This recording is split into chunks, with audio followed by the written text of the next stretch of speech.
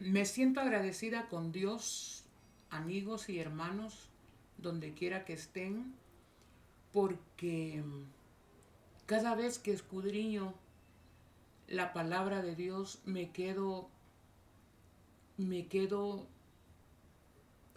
maravillada, es la palabra, de servirle a un Dios tan perfecto, a servirle a un Dios que planificó salvarnos desde antes de la fundación del mundo, hermanos.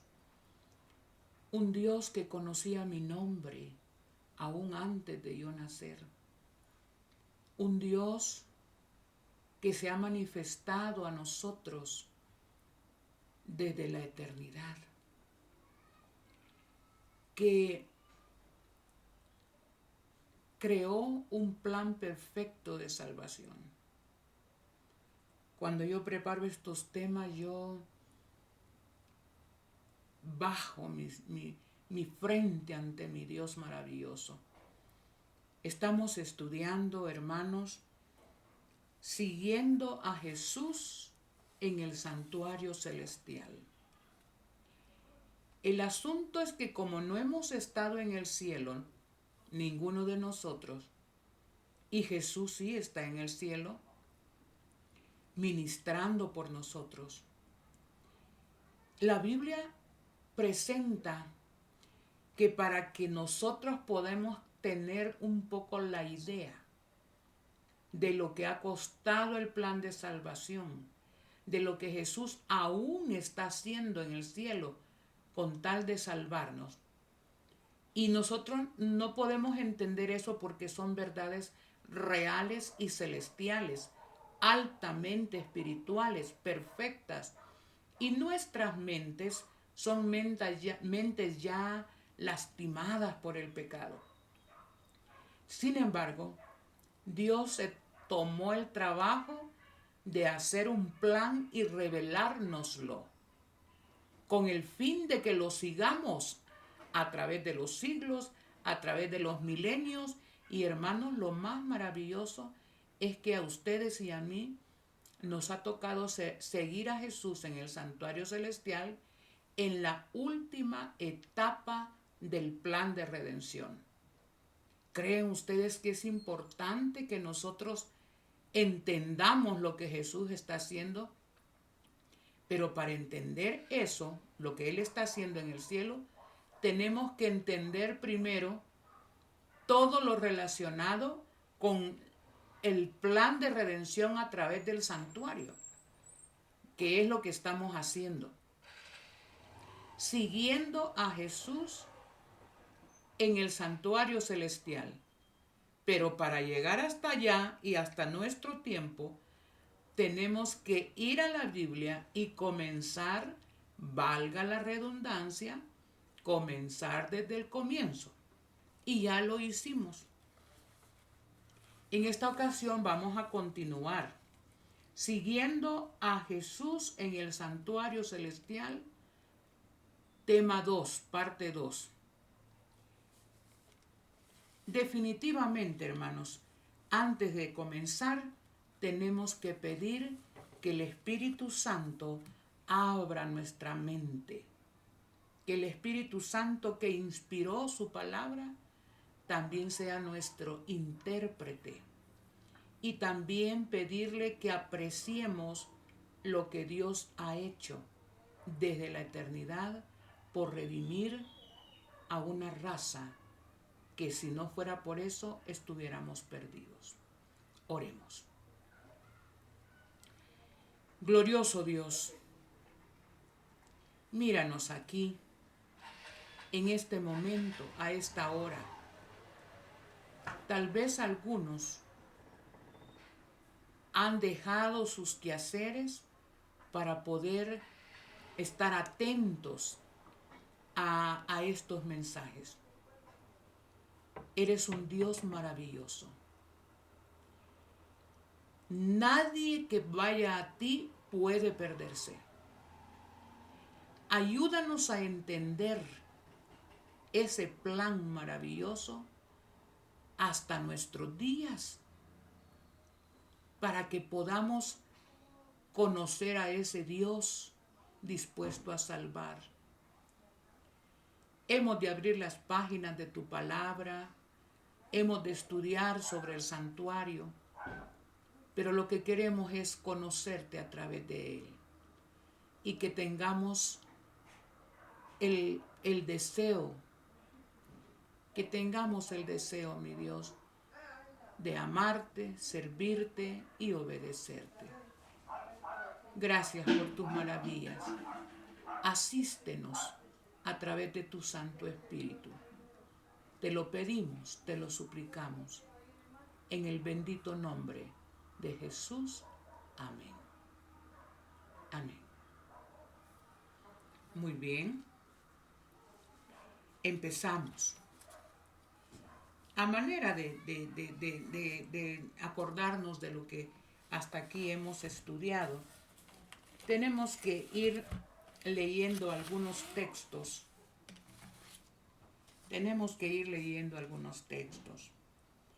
Partimos de Éxodo 25:8. Vamos a Éxodo 25:8. Leámoslo hasta que lo aprendamos de memoria. Éxodo 25:8.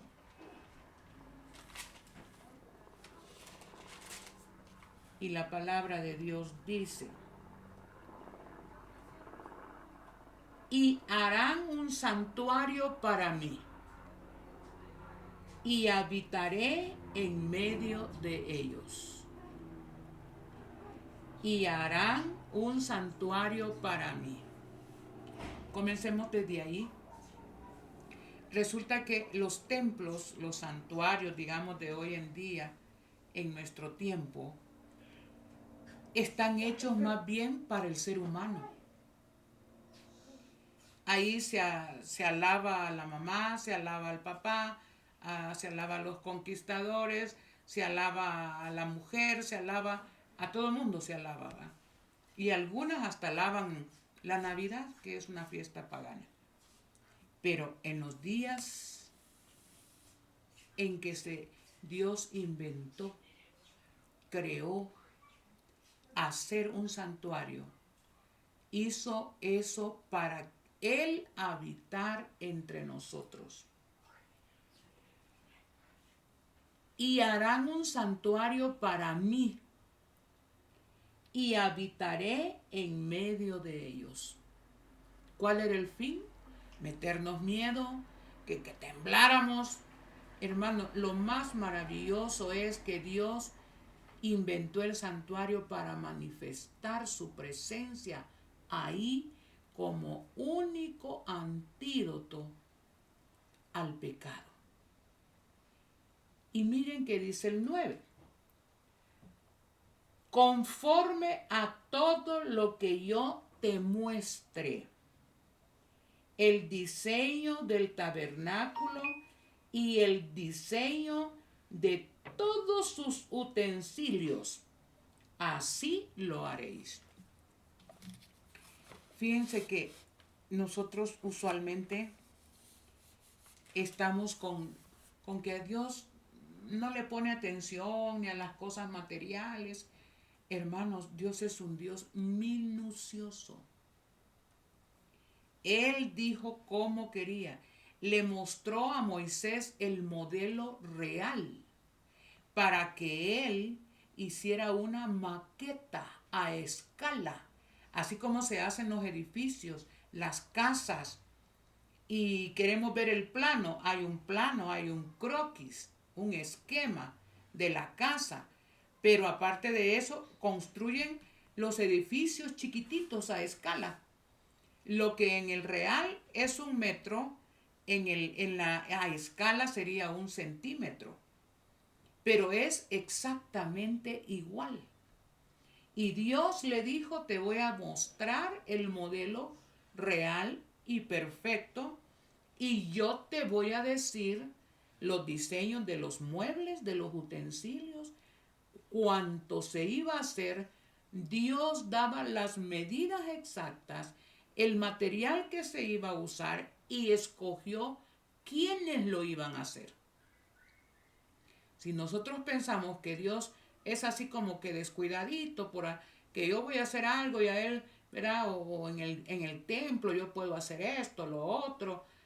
Miren que en los templos aún hasta masticando chicle los hermanos. Yo pienso que en honor a Dios, ¿verdad? Es triste, hermanos, como nuestras mentes, ¿verdad? Del santuario podemos aprender muchas cosas. Pero queremos ver si podemos avanzar.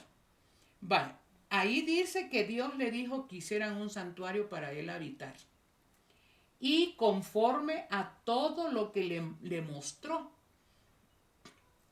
el diseño y también sus utensilios.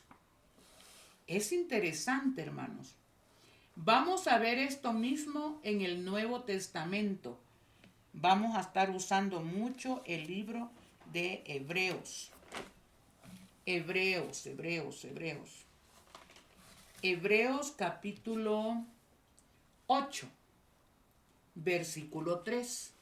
Porque la Biblia es una sola y Dios es el mismo Dios del Antiguo Testamento y del Nuevo Testamento. Dios no cambia.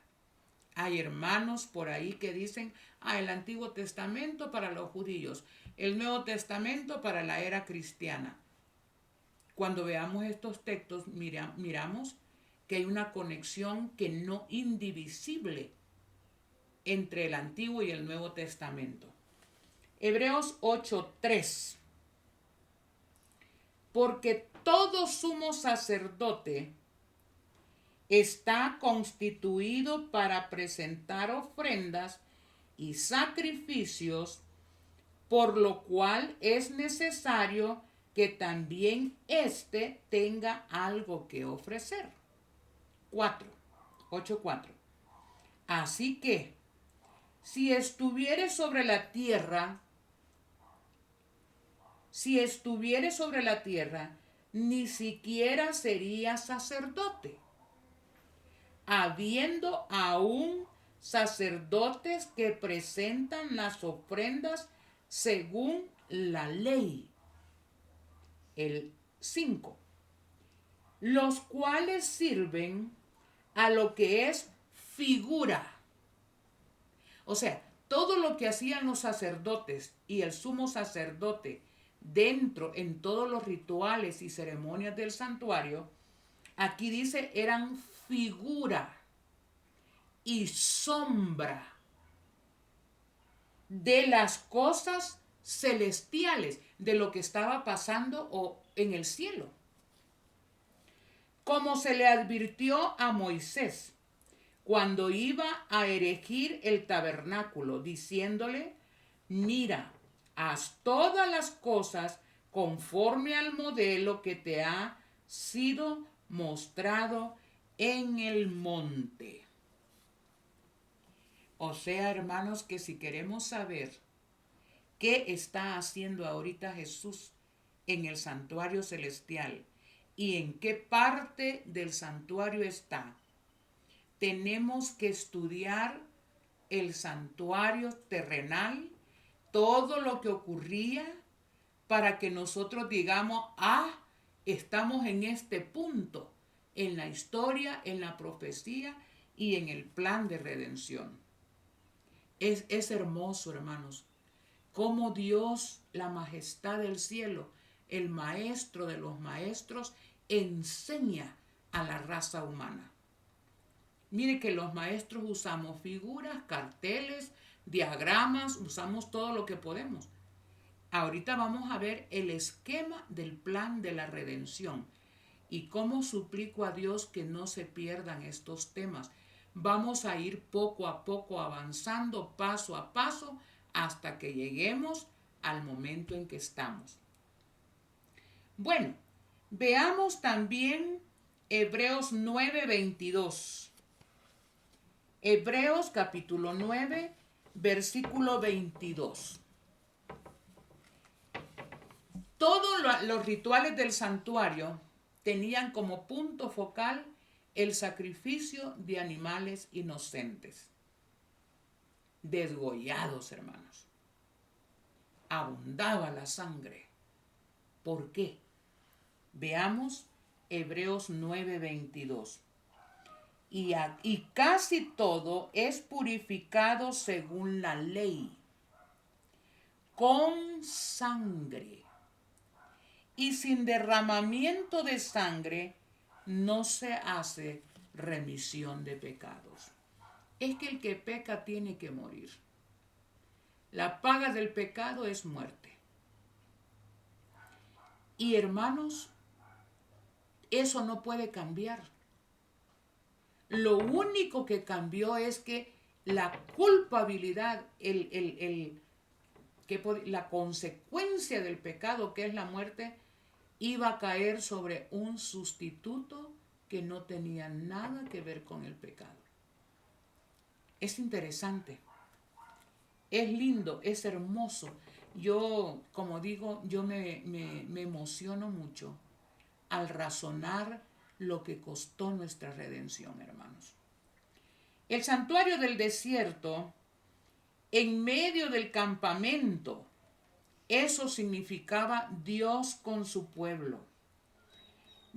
Era desarmable, era de tela, cortinas blancas del cerco, era todo el cerco, era de un cortinaje de blanco puro, sostenido por parales de bronce, bien bruñido.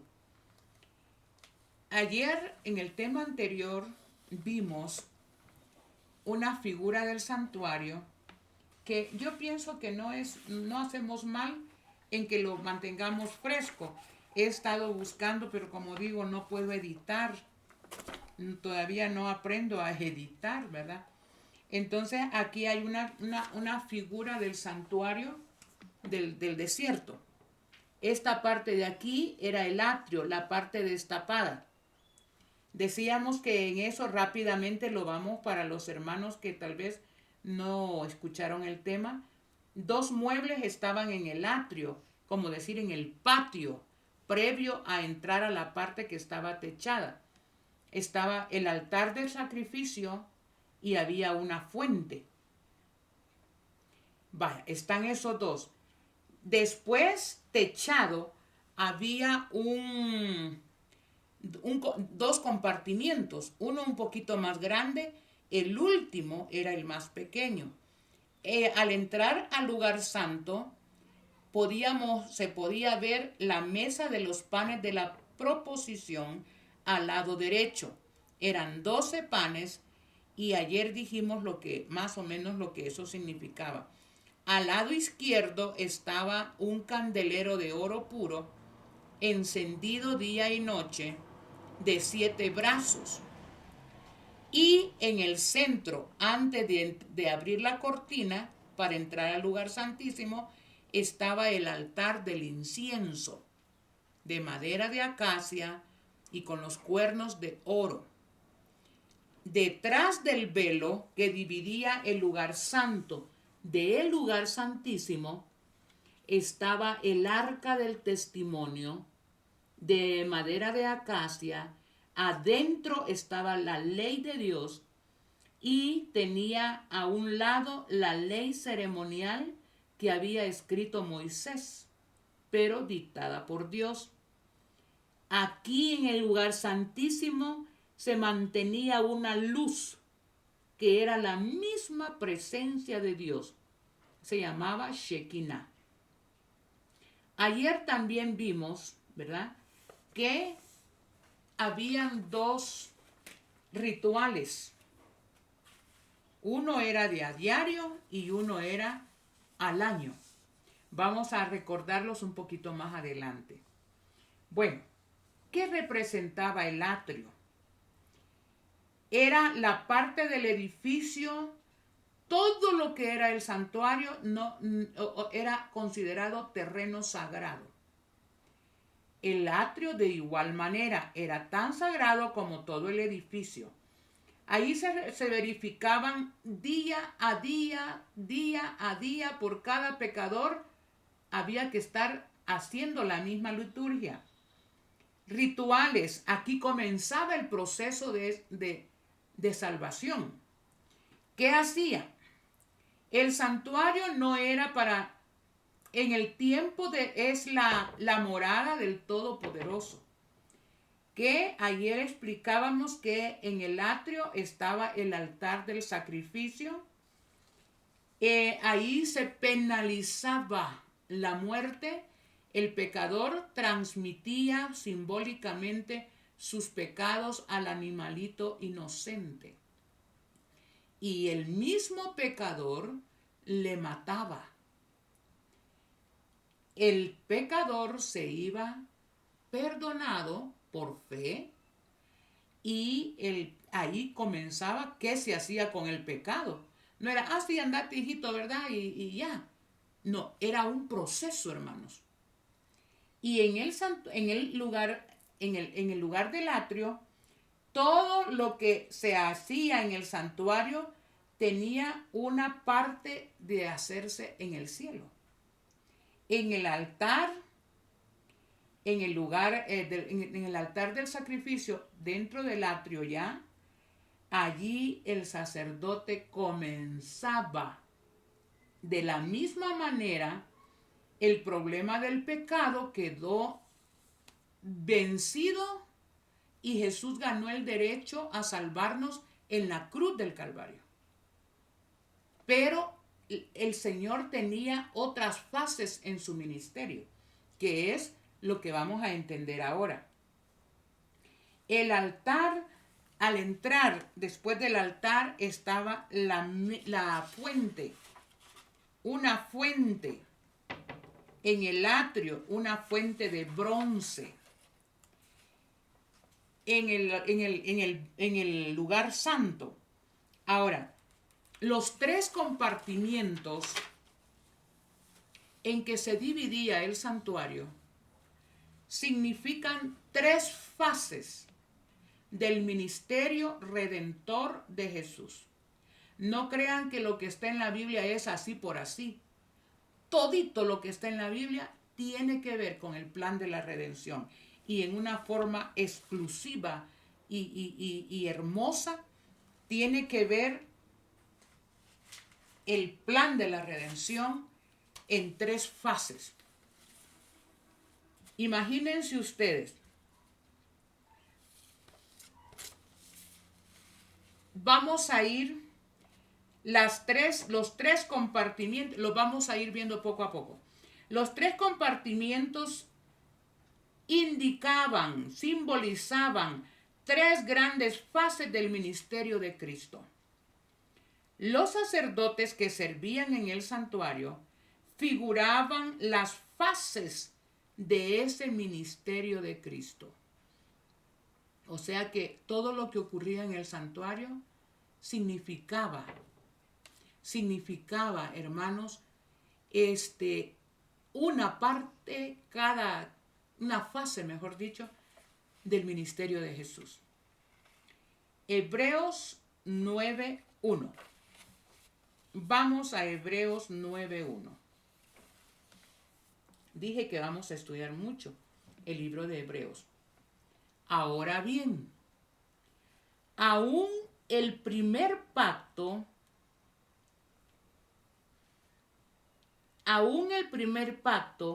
tenía ordenanzas de culto y un santuario terrenal.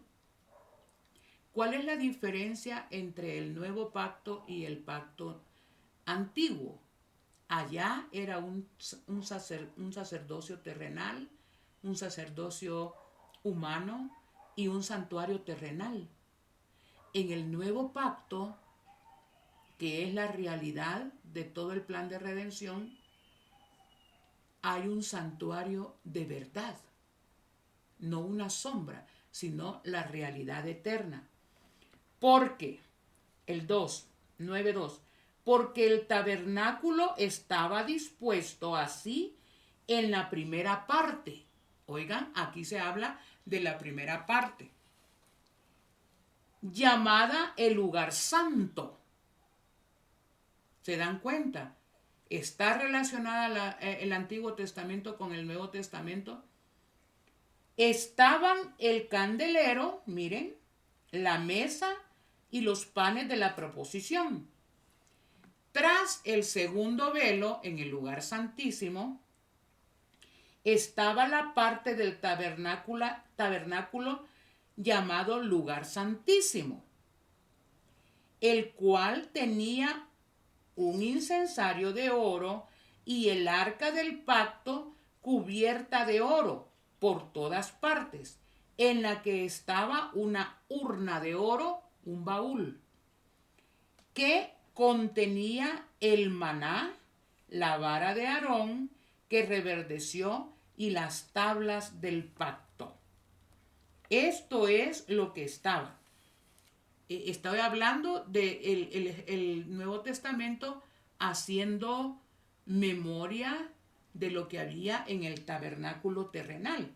Y sigue diciendo, y sobre ellas los querubines de gloria que cubrían el propiciatorio, simbolizando que en el trono de Dios están los querubines cubridores de verdad. Estos eran símbolos, de las cuales cosas no se puede ahora hablar en detalle. Sigue el 6. Y así dispuestas estas cosas en la primera parte del tabernáculo, entran los sacerdotes continuamente para cumplir los sacrificios del culto. Eso es el servicio diario y estaba a cargo de los sacerdotes todos los días. Ahora el 7. Pero en la segunda parte, que es el lugar santísimo, solo el sumo sacerdote, una vez al año, no sin sangre, entraba, la cual ofrece por sí mismo y por los pecados de ignorancia del pueblo. Aquí está explicado todo lo que pasaba en aquel tabernáculo terrenal. Ahora, estas partes del tabernáculo, como dije, resaltaban 3 fases del ministerio de Jesús. Y los vamos a ver ahora. Yo aquí tengo un pequeño esquema, pero es hecho a mano. No sé ni siquiera si lo alcanzan a ver, ¿verdad? Aquí está el atrio, lugar santo y lugar santísimo, ¿verdad? Vale, esas son las partes que aquí se mencionan, que tenían los que oficiar los sacerdotes terrenales. Vale. Veamos las 3 fases del ministerio de Jesús a través del santuario. En el atrio, esta es la primera fase del ministerio de Jesús. ¿Qué significaba toda la parte del atrio y lo que pasaba ahí? Tanto sus muebles como los ritos. Significaban la primera venida de Jesús a esta tierra. La obra de Jesús en el santuario terrenal. ¿Qué iba a pasar en el atrio? Jesús vino como siervo sufriente. Jesús era la víctima. Vino a morir como ofrenda expiatoria por los pecados de la raza humana. Él era la víctima y al mismo tiempo era el altar del sacrificio. Eso significaba el altar del sacrificio. Jesús la víctima, Jesús la ofrenda por el pecado, Jesús pagando la culpabilidad del hombre pecador. ¿Qué significaba el lavacro que estaba en el atrio, en la parte de afuera? Significaba sepultura y resurrección de Jesús. Así como Jesús murió, resucitó. El bautismo significa muerte y resurrección. No podemos pasar, no podemos decir nosotros, yo creo en Jesús, ¿verdad? sin tomar en cuenta que Jesús me lave los pecados, me haga una nueva criatura, que entierre por su gracia en forma simbólica en el bautismo, queda enterrado el viejo hombre y salta una nueva vida. Limpieza del pecado. Ahora podemos seguir e introducirnos al lugar santo. En el lugar santo, esta es la primera fase. Jesús, ¿verdad? Vaya, vamos a la segunda fase. La primera fase de Jesús la hace y la simboliza y la hace Jesús en el atrio. ¿Ya? Los símbolos encuentran en Jesús realmente la realidad que representaban esos símbolos. Vamos a ver qué pasa en el lugar santo. Ayer vimos que en el lugar santo, ¿verdad?, el sacerdote recogía un poco de sangre y en un pocillito y entraba al lugar santo. El sacerdote tenía que lavarse y simbolizaba que el sacerdote al entrar al lugar santo iba sin pecado a lavarse en la fuente, ¿verdad? Porque representaba a Jesús, la muerte y la resurrección. Vale. Al lavarse en la fuente estaba listo para entrar al lugar santo. En el lugar santo el sacerdote mordía. O sea que el pecado, ya ayer explicábamos, del pecador pasaba a la víctima, al animalito inocente. Del animalito inocente el sacerdote mordía, quiere decir que ese pecado cargaba, simbólicamente era traspasado al sacerdote al morder. Y cuando llevaba la sangre, entraba al lugar santo. En el lugar santo, el sacerdote se convierte en intercesor entre el pecador y la presencia de Dios que estaba detrás del velo. Esa era la otra fase de Jesús. Después que Jesús muere, asciende al cielo y se convierte en intercesor. Su obra, aquí el sacrificio, aquí lo cumplió, ahora asciende al cielo y en el cielo, desde que entra a los atrios celestiales, tiene el derecho, porque Él fue la ofrenda y fue el sacrificio para expiarnos, y desde entonces se entra en el cielo a interceder. Ahora que ya Él fue el sacrificio, ahora Él mismo es el intercesor. Bueno, cada día, desde que Jesús asciende al cielo, se convierte en nuestro intercesor. Este es esa fase en el lugar santo. Ya vamos a ver algunas fechas importantes, pero quiero que entendamos esta parte. ¿Qué pasaba en el lugar santísimo?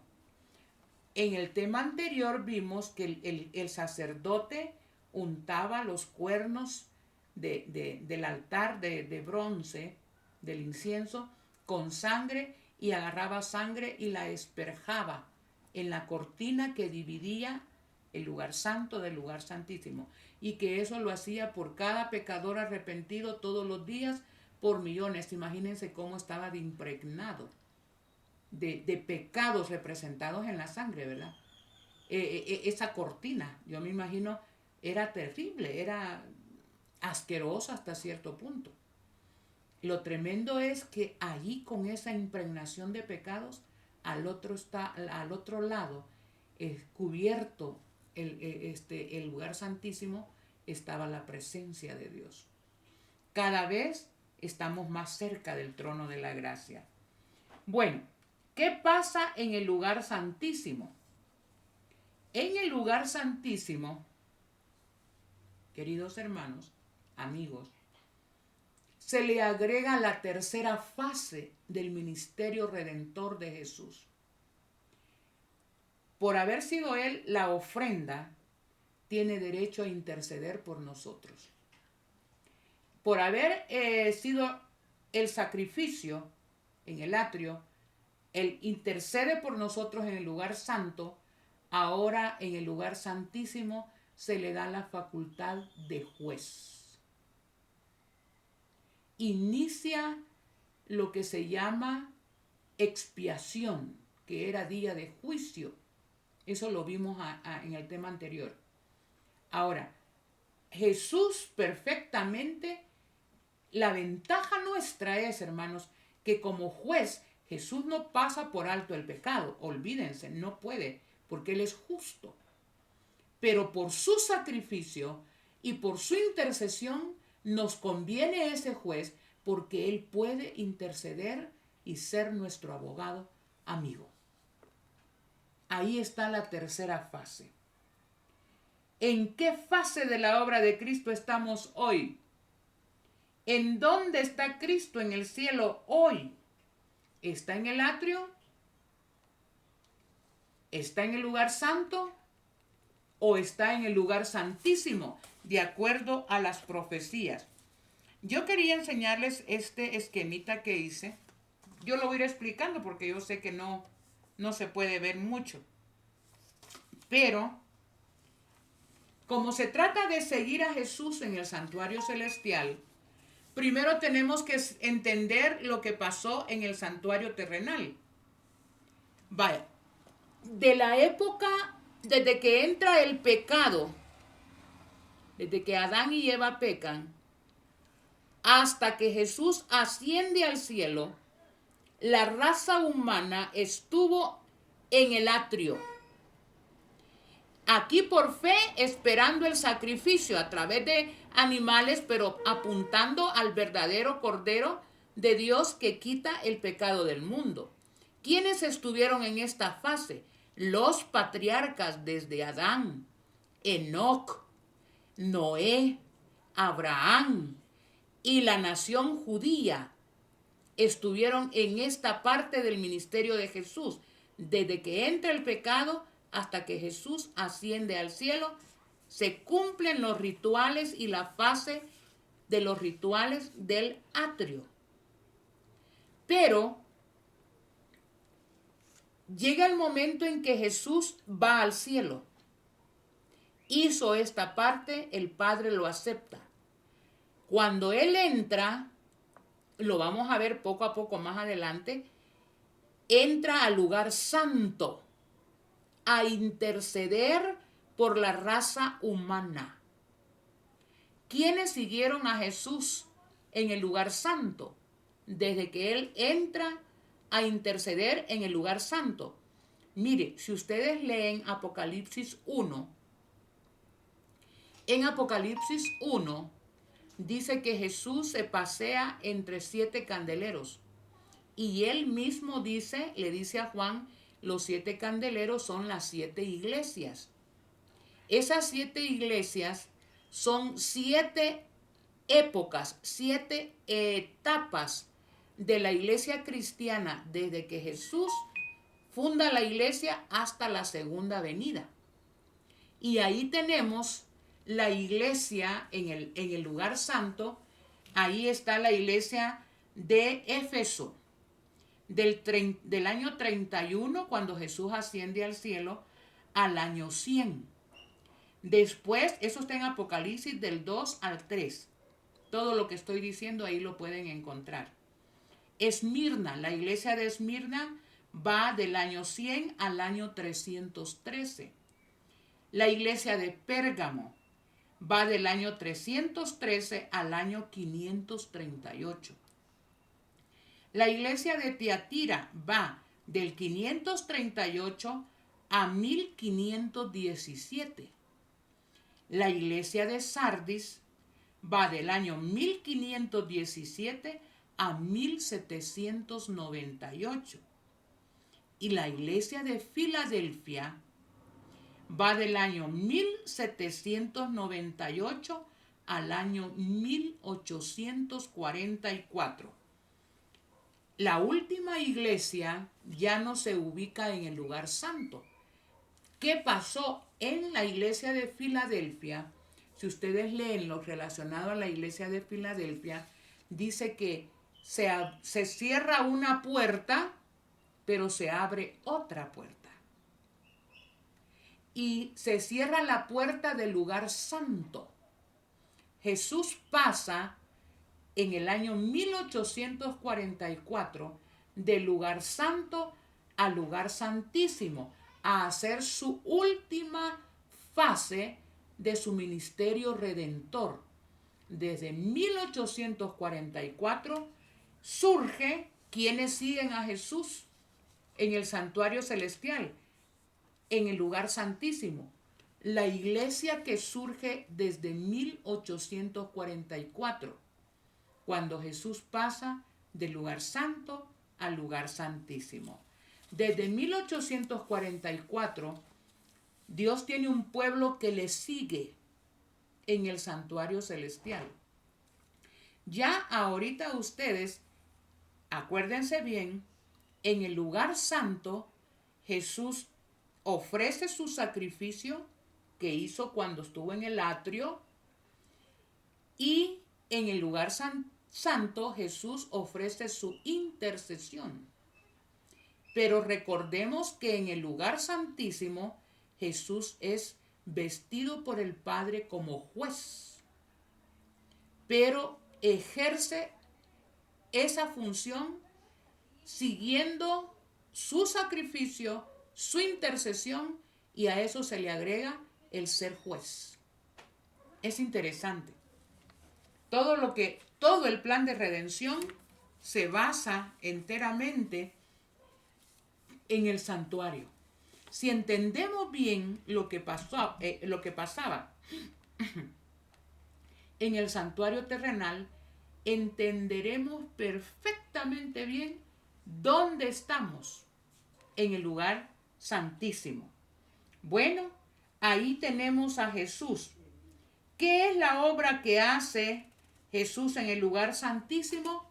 Recordemos que Jesús no podía ser intercesor si antes no hubiera ofrecido su vida en rescate y en sacrificio.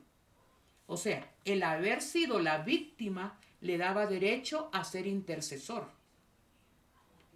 Y el haber sido la víctima e intercesor le daba derecho a ser juez. Perfectamente justo, pero con misericordia. Ahora, una fase era necesaria para la fase siguiente. De esa forma, nosotros podemos entender el plan maravilloso de la salvación. En el lugar santísimo, Jesús sigue siendo la víctima del atrio. En el lugar santo, Jesús sigue siendo el intercesor, mediador, y en el lugar santísimo, ahora investido de juez. Quiero que mantengamos fresca estas fases del ministerio de Jesús. Él ahora como juez, más intercesor, más víctima. Las tres fases del santuario. Porque yo quiero que leamos Primera de Timoteo 2, 5 y 6. Primera de Timoteo 2, 5 y 6. Vean bien, porque estoy leyendo textos del Nuevo Testamento para que vean cómo lo que estaba simbolizado en el Antiguo Testamento encuentra ahora su significado correcto. Dice, Primera de Timoteo, les dije, 2, 5 y 6. Porque hay un solo Dios y un solo mediador entre Dios y los hombres, Jesucristo hombre. No hay mujer que interceda por nosotros, hermanos. Eso no es bíblico, tengamos cuidado. No hay mujer, diría ahí, hay una intercesora, mujer. Si hay alguien a quien yo quiero conocer en el cielo, cuando estemos entre los redimidos, es a la Madre de Jesús. Una mujer que para que Dios la haya escogido, Él sabe por qué. Quiero conocerla. Mis respetos en el sentido de admiración, ¿verdad? Pero la Biblia solo me autoriza a mí a adorar a Dios. Y dice aquí que hay un solo Dios y un solo mediador. El mediador tiene que tener la categoría de Dios. Y en la Biblia, en ninguna parte, encuentro que hay una diosa. Hay una diosa y varias diosas, pero no tienen nada que ver con ser adoradas. Eso era parte de la religión pagana. Se adoraba a Semiramis, a Astarte, a Ishtar, se adoraba a la reina del cielo y eso provocaba la ira de Dios. Tengamos mucho cuidado. Este texto es muy significativo. El único autorizado tiene que ser Dios y tiene que ser un hombre. Dice aquí, porque hay un solo Dios y un solo mediador entre Dios y los hombres, Jesucristo hombre. Este es el único autorizado para ser mediador, intercesor, el cual se dio a sí mismo. Mire, este es el requisito. En rescate por todos, por lo cual se dio testimonio a su debido tiempo. En primer lugar, el intercesor autorizado bíblicamente es Dios. Es hombre y dio su vida por nosotros. Yo no conozco a alguien que interceda por mí, por decir algo, Juan Pablo II. Yo no creo, ni me conoció, él no dio su vida por mí ni por nadie, él murió, ¿verdad? Pero ahora es un intercesor más, autorizado por el Vaticano, ¿verdad? Tengamos cuidado con estos conceptos, hermanos, porque nuestro mediador en el cielo es Jesús. Jesús hombre. Antes de que Jesús viniera a esta tierra, y aquí yo me voy a hacerlos razonar algunas cosas, hermanos, y nos van a sorprender. Antes de que Jesús viniera a esta tierra, Él no era un ser humano. Él era Dios. Era Dios uno con el Padre. Era la misma imagen de su sustancia. Veamos esto en Juan 1, 2 y 3. Yo quiero que esto quede claro porque no quisiera que se pase por alto esta parte tan maravillosa del plan de redención. Juan capítulo 1, 1. Lean conmigo, por favor. En el principio era el verbo. Verbo está con mayúscula. Y el verbo era con Dios, uno con el Padre. Y el verbo era Dios. No dice y el verbo era un hombre. Dice Dios. Todas las cosas por Él fueron hechas. Y sin Él, nada de lo que ha sido hecho fue hecho. No fue una mujer que trajo a la existencia la creación. No fue un ser humano gran dotado. Hermanos, fue el mismo Dios. Aquí no dice que Dios era hombre en ese momento. Y sigue diciendo, en Él estaba la vida. Él es el origen de la vida. Y la vida era la luz de los hombres. O sea, este texto me dice que Jesús, este texto me dice que antes de que Jesús se encarnara, Él no era un hombre.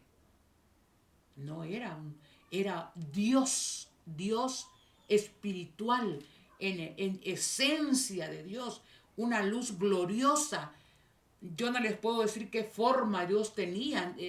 El universo mismo no lo podía contener. Pero ese verbo, leamos el versículo 14. Y aquel verbo fue hecho carne y habitó entre nosotros. Esto era lo que quería Jesús que entendiéramos a través del santuario. Y vimos su gloria como gloria del unigénito del Padre, lleno de gracia y de verdad. Jesús, antes de venir a esta tierra, no era un ser humano, hermanos. Nosotros los seres humanos fuimos creados por Dios. Pero Él no era un ser humano, era Dios. Ahora, ¿qué dice Hebreos 10:5? Vamos otra vez a Hebreos 10:5. Sorpréndanse. Todo esto contenido en la enseñanza del santuario. Dice Hebreos 10:5.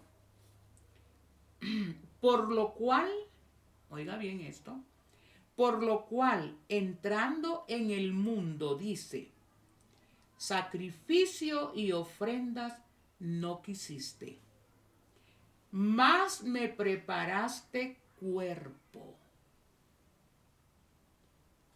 Quiere decir que antes de la encarnación, Dios era espíritu. A mí no me pregunten cómo, cuándo, de qué, cómo. Hermanos, mi mente no alcanza, la mente humana no alcanza a entender esto. Holocausto, dice el 6, y expiaciones por el pecado no te agradaron. ¿Por qué? El mismo Dios estableció los ritos del santuario, el sistema de ofrendas, de sacrificios por el pecado. ¿Por qué ya no? Ya no era el momento, hermanos. Porque aquella era carne de animales. Era sangre de animales. Ya eso ya no. Había llegado el momento en que toda esa sangre de animales, esa carne de animales que representaban al verdadero Cordero, se habían encontrado con su realidad. Y de tal manera dice, ya no quería sacrificios más de carne, de animales. Ahora lo que Dios quería era el sacrificio de su propio Hijo en rescate por la raza humana. ¿Qué sienten, hermanos, ustedes? ¿Qué sienten? Era algo que verdaderamente en mi mente yo lo acepto por fe, con amor, con gratitud profunda, pero no porque lo entienda. 10:1, Hebreos 10:1. Porque la ley, teniendo la sombra de los bienes venideros, no la imagen misma de las cosas, nunca puede. Por lo mismo, sacrificios que se ofrecen continuamente cada año, a ser perfectos a los que se acercan. Llegó el momento que esa simbología ya no iba a tener mayor relevancia, porque aquellos animalitos que por milenios, de siglo en siglo, se estuvieron sacrificando, era para mantener en la mente que cómo Dios trata al pecado, cómo Dios trata al pecador y cómo realmente iban a quedar saldadas nuestras cuentas y redimidos. Para eso, las figuras, las sombras, tenían que encontrarse con su realidad. Es algo perfectamente planificado. Ahora bien, el 2, leamos Hebreos 10:2. Hebreos 10:2. Dice, de otra manera cesarían de ofrecerse, pues los Pues los que tributan este culto, limpios una vez, no tendrían ya más conciencia del pecado. Ahora, 10:9. 10:2, 10:9. 10:9. Y diciendo luego, he aquí que vengo, oh Dios, para hacer tu voluntad. Quita lo primero para establecer esto último. Ya ahora, Señor, estoy aquí. Me mandaste, vine por mi voluntad, aquí estoy. Ahora quita lo primero, los sacrificios, porque ya yo estoy aquí tomando ese lugar. ¿Qué cosa más maravillosa? Cuando Cristo entra a este mundo, aquí Cristo toma un cuerpo humano y ahora puede dar su servicio, su vida por nosotros y puede morir. Como Dios no podía morir, era espiritualmente eterno. No sé, entendámoslo, hermanos, tal vez así agradecemos a Dios, lo amamos y tenemos deseos de que ese sacrificio que Él hizo valga la pena. Si Él no tomaba la forma de Dios, por eso en Colosenses dice, en Filipenses, haya en nosotros este mismo sentir que hubo también en Cristo, el cual siendo en forma de Dios, no se aferró a esa forma de Dios, sino que se despojó a sí mismo. En unas versiones dice, se anonadó, se hizo nada. Un Dios eterno, venirse a enfrascar en una figura humana. Hermano, ustedes no saben, no tenemos cuenta de lo que vale nuestra redención, nuestra salvación. Ojalá el Espíritu Santo nos esté traduciendo estas maravillosas cosas que estamos aprendiendo. Dice 10:9, dije. 10:9. Y diciendo luego, he aquí que vengo, oh Dios, para hacer tu voluntad. Quita lo primero para establecer lo segundo. Ahora, aquí vengo. Aquí estoy. Si Jesús no deja su forma de Dios y se mete en la figura humana, Él no hubiera podido dar su vida por nosotros, porque Él es Dios eterno. Cuando Él muere, muere como hombre, no como Dios, ¿verdad? Él dejó su forma de Dios en el cielo. Este es un misterio, hermanos. Por eso la Biblia dice el misterio de la piedad. Este misterio lo vamos a poder estudiar por siglos eternos. Ahora, cuando Cristo entra en este mundo, ahora sí puede tomar nuestro lugar. Como hombre, Él pagó la deuda y muere. Como hombre. Vivió una vida de santidad para demostrarnos que sí se puede guardar la ley de Dios. La ley de Dios no se puede cambiar. Ni Jesús vino para cambiarla, ni para modificarla. Su ley es eterna como Él mismo.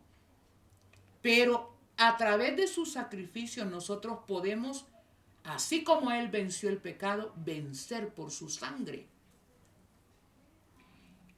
Asciende al cielo como espíritu, pero también como ser humano.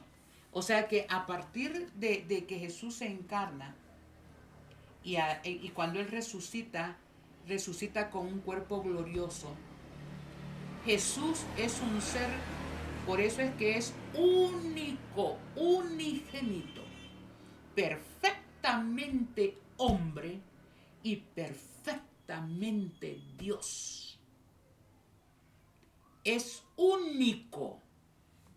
Esa palabra unigénito, único, significa que no hay otro más, ni parecido, ni semejante a Él. De la deidad, Él tomó voluntariamente esta forma humana. Es algo, hermanos, que a mí me conmueve mucho. pensar en lo que costó nuestra salvación. Y todo esto lo podemos descifrar a través del santuario. Él asciende al cielo con un cuerpo humano, pero glorioso, porque Él es Dios. Y sigue siendo la víctima, sigue siendo en el cielo el intercesor, y en esta última etapa es juez. Primera de Timoteo 2:5, vamos a San Juan 4:24. San Juan 4:24.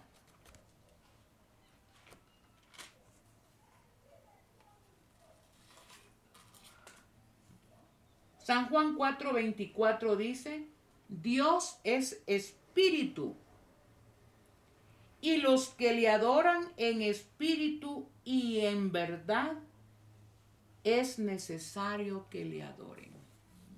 Dios es espíritu, la Biblia lo dice. Y Jesús es Dios, solo que ahora con una figura humana por la eternidad. Esto es algo, hermanos, que solo el Espíritu Santo nos puede enseñar a valorar. El sacrificio de Jesús no solo fue morir, ser clavado, sufrir ese dolor.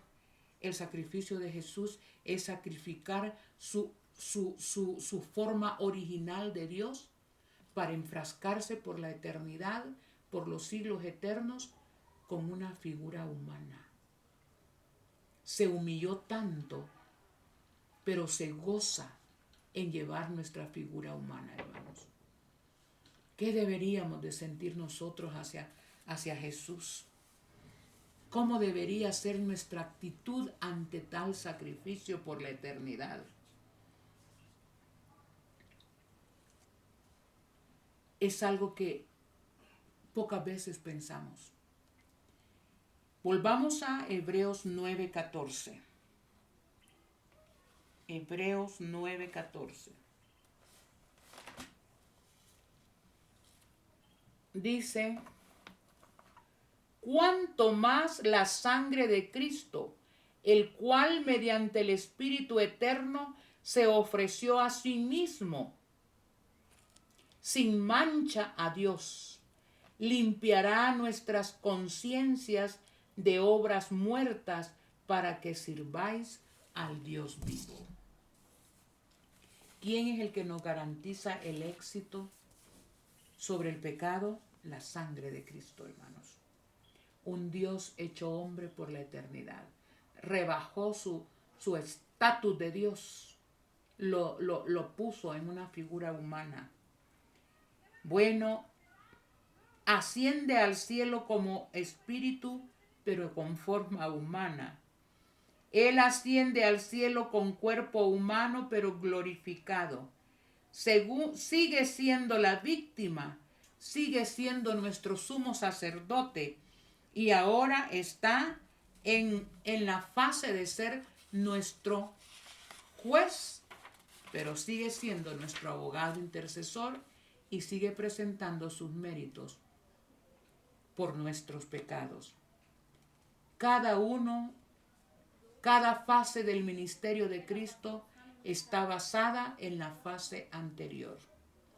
Si Cristo no hubiera sido Dios eterno, no hubiera podido ser nuestro Salvador. Por eso es que Él es único, porque el único que podía salvarnos era Dios, pero tenía que cumplir los requisitos de la ley como ser humano. Ay, hermanos, el misterio de la piedad.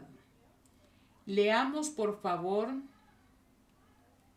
Primera de Timoteo 3:16. Primera de Timoteo 3:16.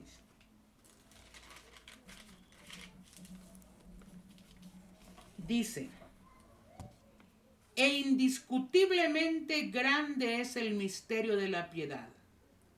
Dios fue manifestado en carne, justificado en el Espíritu, visto de los ángeles, predicado a los gentiles, creído en el mundo, recibido arriba en la gloria de Dios. Solo ese pedacito lo vamos a entender por los siglos eternos. No va a haber límite para poder entender cada día de la eternidad, o yo no sé, ya no se mide el tiempo, pero vamos a profundizar, y entre más profundicemos, más vamos a seguir estudiando por los siglos eternos. Bueno, para concluir esta parte, seguimos mañana. El atrio, la fase que representa lo que iba a pasar en el atrio, Jesús se hace hombre y es la víctima. En el lugar santo, Jesús, hombre, sigue siendo la víctima, pero es nuestro intercesor. Y desde 1844, esto lo vamos a ver matemáticamente más adelante, en el lugar santísimo, Él es el juez, es nuestro intercesor y es el sacrificio por nuestros pecados. Bueno, el día de mañana vamos a retomar nuestro tema. Con lo que hemos visto hasta acá del santuario, con lo que hemos visto hasta este momento del santuario, ¿cómo nos sentimos, hermanos? Estamos tratando de ir como fusionando el santuario terrenal con las realidades del santuario verdadero, real, en el cielo. Pero todavía no hemos llegado. Tenemos que llegar y seguir a Jesús hasta nuestros días, al santuario y en el lugar santísimo. Lo que quiero poner en la mente de ustedes antes de terminar: ¿por qué Jesús se sacrificó tanto, hermanos? ¿Cuál fue su objetivo? Leamos, por favor, Hebreos 4. Hebreos capítulo 4, versículo del 14 al 16. Quiero cerrar este estudio en este momento, pero que nos quede una certeza. Con todo lo que hemos estudiado, hermanos, ¿qué siente usted hacia Dios? ¿Qué siente? Que a través de un bosquejo del santuario estamos hablando y tenemos que llegar a la consumación del plan de redención. Pero ¿para qué? ¿Qué nos puede servir eso en este mismo momento? Dejemos que la Biblia nos explique. Hebreos 4, 14 en adelante. Leo la palabra de Dios. Por tanto, teniendo un gran sumo sacerdote que traspasó los cielos, Jesús, el Hijo de Dios, retengamos nuestra profesión. Hermano, no deje que nadie le arrebate el derecho que Jesús ganó para que usted sea salvo, porque nosotros no lo podemos ganar. Ese derecho no lo podemos ganar ni poniéndome de cabeza, ni haciendo obras de caridad. Nada puede favorecernos como ser humano. Oigan bien. Por tanto, teniendo un gran sumo sacerdote. ¿Quién es ese sumo sacerdote, hermanos? Es Jesús. ¿Y dónde ministraba el sumo sacerdote? En el lugar santísimo. Tenemos un gran sumo sacerdote que traspasó los cielos. Jesús, el Hijo de Dios. Retengamos nuestra profesión. Eso que ha creído, eso que cree, no deje que nadie lo arrebate de su mente y de su corazón. 15. Porque no tenemos un sumo sacerdote que no pueda compadecerse de nuestras debilidades, sino uno que fue tentado en todo, según nuestra semejanza, pero sin pecado. ¿Puede Jesús entendernos? ¿Puede Jesús saber qué es que lo desprecie en nuestra familia? ¿Puede Jesús saber qué significa sufrir? Hermanos, Él ya estuvo en nuestro lugar. Por eso Él puede representarnos fielmente ante el Padre. Y nos representa un ser humano, no un ángel, no hermanos, no un arcángel, no un querubín. Nos representa Jesús mismo. Ahora vean el 16. Acerquémonos pues confiadamente al trono de la gracia para alcanzar misericordia y hallar gracia para el oportuno socorro. El sacrificio que Jesús hizo, hermanos, es eterno, es un misterio. El asunto está que a través del santuario nosotros entendemos que la fase de Jesús que Jesús tenía que cumplir en el atrio, la cumplió. Pasaron 4000 años, hermanos.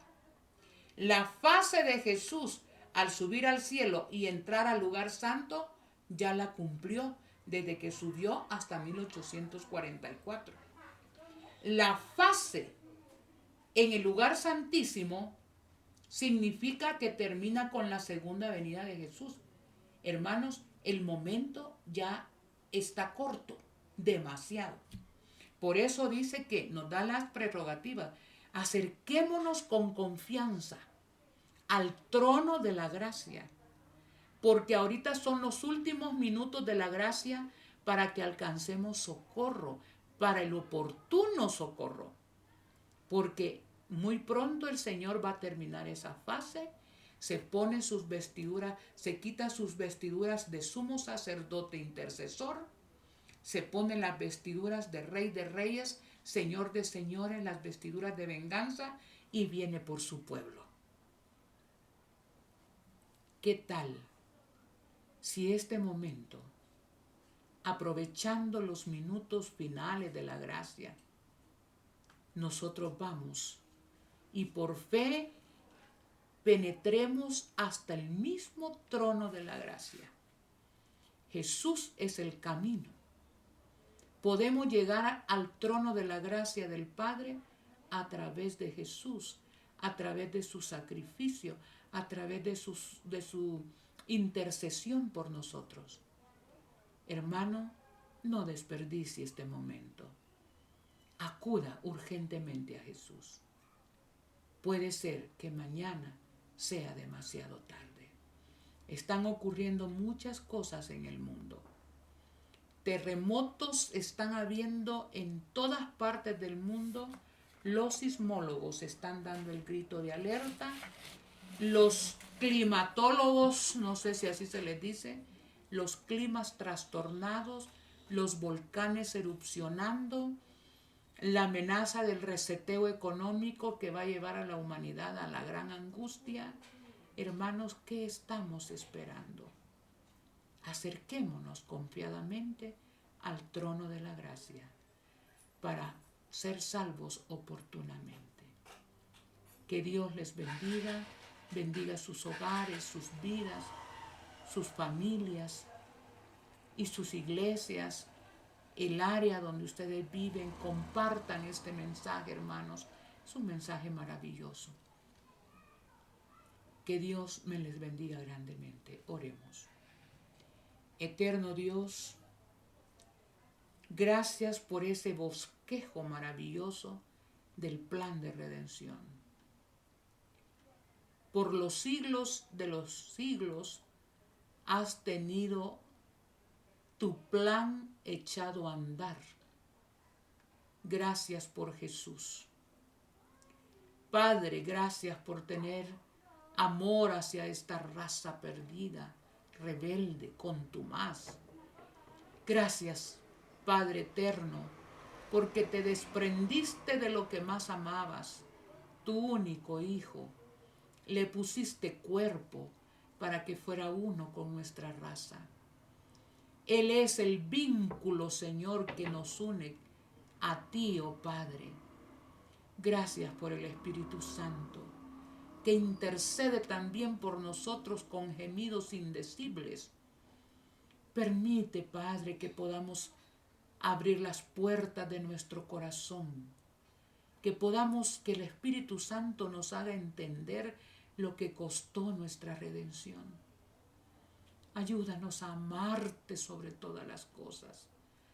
La obediencia que venga por causa del amor, de la gratitud de nuestros corazones por habernos redimido.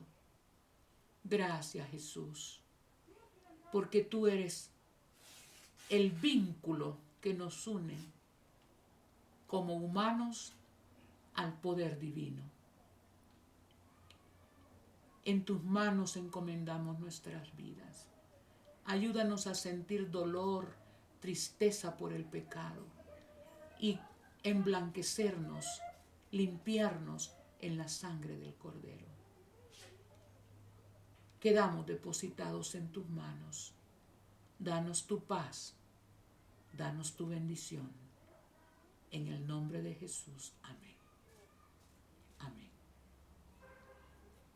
Si usted considera necesario, si el mensaje le ha gustado, ponga like, suscríbase para que usted pueda tener día a día cada mensaje.